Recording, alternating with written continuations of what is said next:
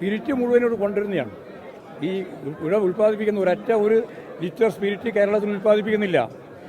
ഉൽപ്പാദിപ്പിക്കാതെ spirit ഇവിടെ ഉൽപ്പാദിപ്പിക്കാനാണ് തീരുമാനിച്ചത്. നമ്മുടെ കാർഷിക ഉൽപ്പന്നങ്ങൾ ഉൾപ്പെടെ ഉപയോഗപ്പെടുത്തിയിട്ട് നമുക്കിവിടെ ഏറ്റവും ഫലപ്രദമായ രീതിയിൽ സ്പിരിറ്റ് ഉൽപ്പാദിപ്പിക്കാം. നമ്മൾ സ്പിരിറ്റ് കൊണ്ടുവരാൻ വേണ്ടിയിട്ട് മാത്രം 100 കോടി രൂപ ചിലവാക്കുന്നുണ്ട്. കടത്തി കൊണ്ടുവരാൻ വേണ്ടിയിട്ട് മാത്രം 100 കോടി രൂപ ചിലവാക്കുന്നുണ്ട്. അത് ഇവിടെ തന്നെ ഉൽപ്പാദിപ്പിക്കാനാണ് ഉദ്ദേശിക്കുന്നത്. അത് ഉൽപ്പാദിപ്പിക്കുന്നതിൻ്റെ ഭാഗമായിട്ട് ആ 100 കോടി ഉറുപ്പികയുടെ കടത്ത് ചിലവില്ലാതാവുമല്ലോ. ഒന്നുമില്ലെങ്കിൽ 650 ആൾക്ക് ജോലിയും കിട്ടും. ഒരു 2000-ലധികം ആളുകൾക്ക് അനുബന്ധമായിട്ട് ജോലിയും കിട്ടാൻ സാധ്യതയുണ്ട്. അത്രയെല്ലാം സാധ്യതയുള്ളതാണ്. മാത്രമല്ല പിന്നെ ഇത് വന്നാൽ ഭയങ്കരമായ രീതിയിൽ യൂത്ത് കോൺഗ്രസും എന്തൊക്കെയാണ് പറയുന്നത്, ഭയങ്കരമായിട്ട് മദ്യം ഇവിടെ നിന്നൊരു തുള്ളി മദ്യം കൊടുക്കാൻ പറ്റില്ലല്ലോ. അഥവാ മദ്യം ഉൽപ്പാദിപ്പിക്കാൻ ഉദ്ദേശിക്കുന്നില്ല, സ്പിരിറ്റാണ് ഉദ്ദേശിക്കുന്നത്. ആദ്യത്തെ ഭാഗം സ്പിരിറ്റാണ് ഉദ്ദേശിക്കുന്നത്.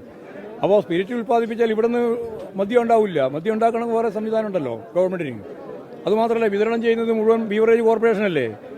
ഈ കേരളത്തിൽ വേറെ എവിടെന്നെങ്കിലും മദ്യം വിതരണം ചെയ്യാൻ പറ്റുമോ? കേരളത്തിലെ ഗവൺമെൻറ്റിന് മാത്രമേ മദ്യം വിതരണം ചെയ്യാൻ സാധിക്കുള്ളൂ.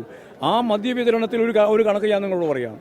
വിൽപ്പനശാലകൾ ഇവിടെ കേരളത്തിൽ 309 കേരളത്തിൽ. അത് കർണാടകത്തിൽ 3980. കോൺഗ്രസ് ആണല്ലോ. 3980. നോട്ട് ചെയ്ത് വെക്ക്.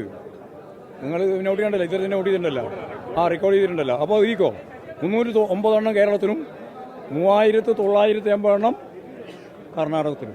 തമിഴ്നാടിൻ്റെ കണക്കുണ്ട്. ഞാൻ ഇപ്പം തമിഴ്നാടിൻ്റെ കണക്ക് പറയുന്നില്ല. കാരണം കോൺഗ്രസ് ഭരിച്ചുകൊണ്ടിരിക്കുന്ന സംസ്ഥാനമാണല്ലോ കർണാടക എന്ന് പറയുന്നത്. അവിടെ ഇപ്പോൾ 3780 ഈ വിൽപ്പന കേന്ദ്രങ്ങളാണുള്ളത്. ഇനി ഒരു കണക്കും കൂടി, 2012-13 ഇവിടെ കേരളത്തിൽ ആകെ 241.78 ലക്ഷം കേസാണ് ഉപയോഗിച്ചത് ഒരു വർഷം. അത് 2021-22 ഇടതുപക്ഷ ഗവൺമെൻറ്റാണ്. 181.03 ലക്ഷം കേസേ ഉപയോഗിച്ചിട്ടുള്ളൂ. 10 കൊല്ലത്തിനിടയിൽ നല്ല രീതിയിൽ കുറയായത്, വലിയ രീതിയിൽ കുറയായത്. അതുകൊണ്ട് ഒഴുക്കുകയാണെന്ന് ഈ കോൺഗ്രസ്സുകാർ, യൂത്ത് കോൺഗ്രസ്സുകാർ ഒരു കണക്കുമില്ലാണ്ട് വെറുതെ പറയുന്നതിനോടൊന്നും നമുക്ക് പ്രതികരിക്കേണ്ട കാര്യമില്ല. കുറയാണ് ചെയ്തതെന്നുള്ളതാണ് ഔദ്യോഗിക കണക്ക്.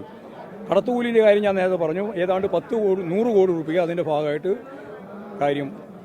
ലാഭം കിട്ടും, നമുക്ക് ലാഭം കിട്ടും.